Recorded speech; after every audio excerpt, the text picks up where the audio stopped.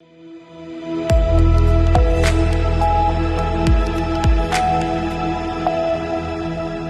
के बाद फिर एक बार स्वागत है आपका सी न्यूज भारत पर। आपके साथ मैं हूं श्वेता तिवारी। लखनऊ से खबर है, जहां वृंदावन के आनंद धाम के पीठाधीश्वर रितेश्वर महाराज ने शनिवार को कहा कि लव जिहाद को रोकने के लिए कठोर कानून बनाना चाहिए। उन्होंने मंतांतरण को एक गंभीर समस्या बताते हुए कहा कि लगातार हो रहा है और इस पर रोक लगनी चाहिए। लखनऊ विश्वविद्यालय में शनिवार को आयोजित प्रेस वार्ता में रितेश्वर महाराज ने कहा कि हमारे ऋषि मुनियों ने कहा कि भारत हिंदू राष्ट्र है। उन्होंने दावा किया कि भारत की 140 करोड़ की जनसंख्या सनातनी संस्कारों से जुड़ी है। पूजा पद्धतियां भले ही भिन्न हो, लेकिन मूलतः सभी हिंदू है। उन्होंने कहा कि हिंदू जीवन पद्धति मानवता के कल्याण की भावना से जुड़ी है और वसुधैव कुटुंबकम तथा सर्वे भवन्तु सुखिनः जैसे विचार इसकी पहचान है। उन्होंने ये भी कहा कि हिंदू शास्त्रों को समय समय पर दूषित किया गया है, इसीलिए उन्हें शुद्ध करने की आवश्यकता है।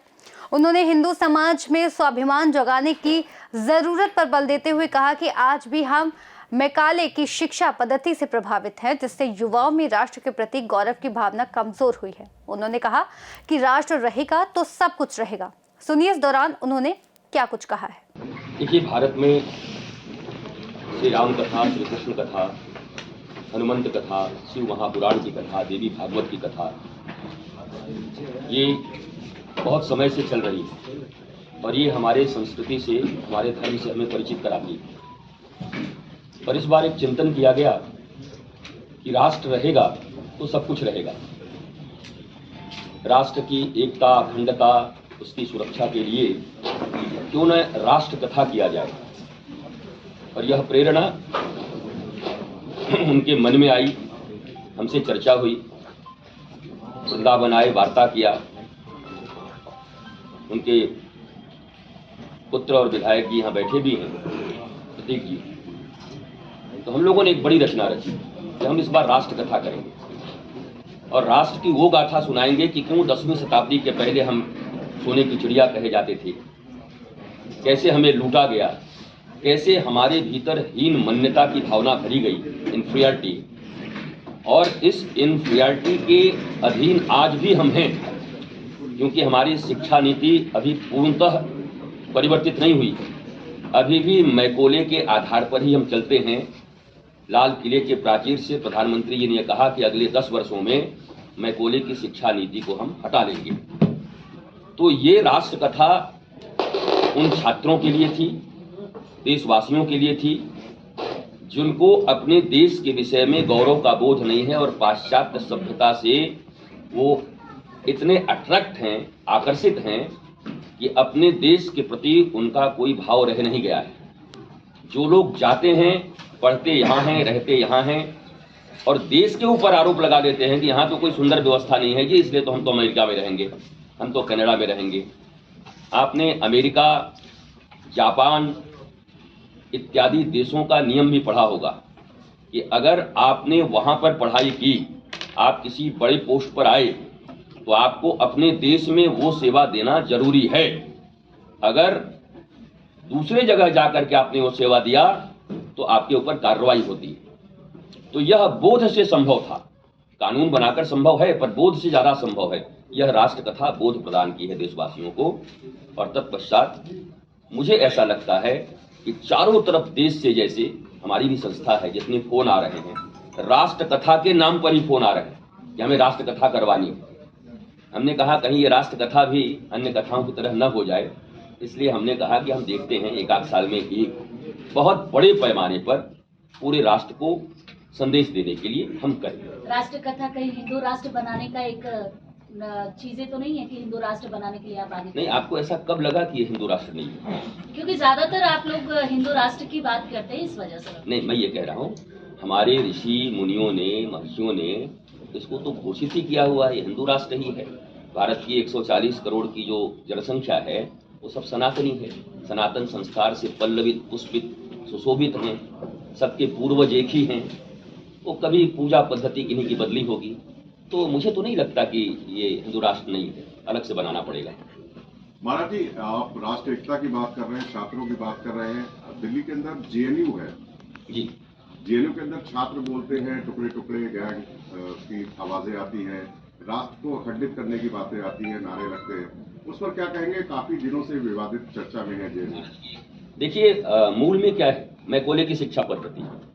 मैकॉले ने ये कहा, और मैकॉले के जो गुरु रहे विलियम एडम्स, उन दोनों ने मिलकर ये प्रोग्राम बनाया था कि भारत को सैकड़ों साल तक मानसिक गुलामी के तहत हमें रखना है।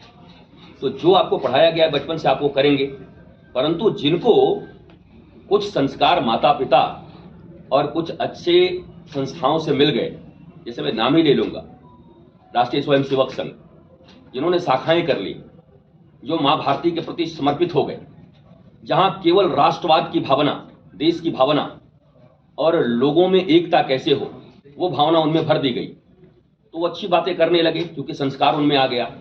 परंतु मैकॉले की शिक्षा प्राप्त करके और भावना भी किसी को विपरीत मिल गई, देश तोड़ने वाली, तो उस प्रकार की बातें करते हैं। यहाँ दो चीजें हैं, एक तो कानून उनसे सख्ती से निपट रहा है, दूसरा उनकी मानसिकता को परिवर्तित करने के लिए अपने देश के प्रति उनके भीतर भी गौरव का बोध हो, जहां से वो भटके हैं, जहां जाके अटके हैं और लटके हुए हैं, उनको कैसे वापस लाया जाए, इसकी भी कार्यक्रम हम चला रहे हैं। आपको लगता है कि जेएनयू के अंदर छात्रों के ऊपर लगाम लगाने की भी कार्रवाई होनी चाहिए, क्योंकि राष्ट्र विरोधी नारे लगते हैं, प्रधानमंत्री और गृह मंत्री के खिलाफ नारे लगते हैं, तो ऐसे संस्थानों के अंदर कुछ मैसेज देने की सरकारों को या सेंट्रल मिनिस्ट्री को जरूरत है? नहीं, संविधान के दायरे के बाहर जो जाएगा वो जेएनयू में रहे कि हमारे श्री आनंदम आश्रम में रहे, उसको तो भुगतना ही चाहिए ना। हमारे आश्रम में संविधान विरोधी कर्म हो तो हम इसलिए बच जाएंगे कि हम बाबा जी हैं?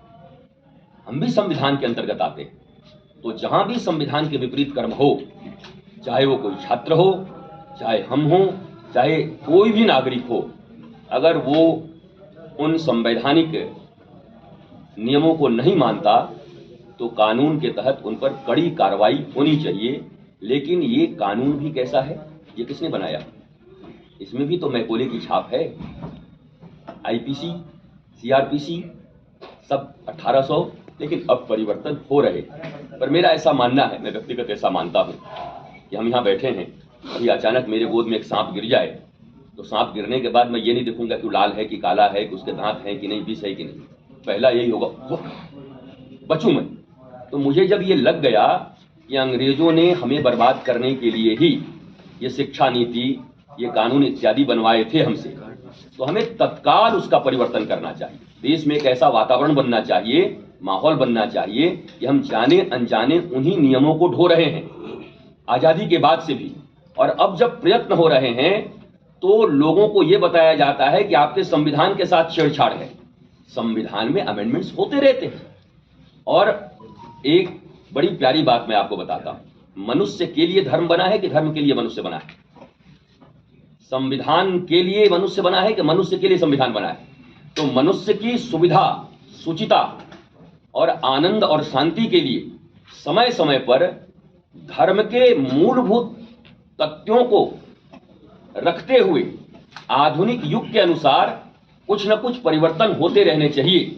जैसे मैं हमेशा कहता हूं कि आज अगर किसी देश से हम युद्ध नहीं चाहते, पर कोई युद्ध करे ही, और हम कहें कि हम तो भगवान राम के वंशज हैं जी, हम रथ से लड़ेंगे और धनुष बाण लेके जाएंगे, तो हमको तो भूटान ही हरा देगा, मलेशिया हमको पटक देगा।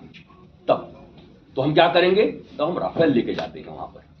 मतलब धर्म का मौलिक चीज पहले से है, धृति, क्षमा, दया, करुणा, वीरता, ओज, तेज, शौर्य, ये रहेगा। परंतु टेक्नोलॉजी बदलेगी, विज्ञान बदलेगा। तो वैसे ही हमारे संविधान में भी, नियमों में भी, और धर्म के जब धर्म, हमारे धर्म में अगर कोई परिवर्तन किया तो हम खून खराबा मचा देंगे। अरे भाई, आधुनिक युग के अनुसार अगर कुछ परिवर्तन संभव हैं भौतिक रूप से, तो उसको करने में इतना हंगामा क्यों? लखनऊ से हमारे सहयोगी प्रखर शुक्ला की रिपोर्ट। दरअसल सदगुरु रितेश्वर जी महाराज लखनऊ पहुंचे थे। इस दौरान उन्होंने शनिवार को लखनऊ विश्वविद्यालय स्थित उमा हरि कृष्ण अवस्थी सभागार में पत्रकारों से बात की और राष्ट्र कथा के महत्व पर बात की और ये क्यों जरूरी है इसे भी बताया। फिलहाल इस खास रिपोर्ट में इतना ही। देश और दुनिया की तमाम बड़ी खबरों के लिए देखते रहिए सी न्यूज़ भारत।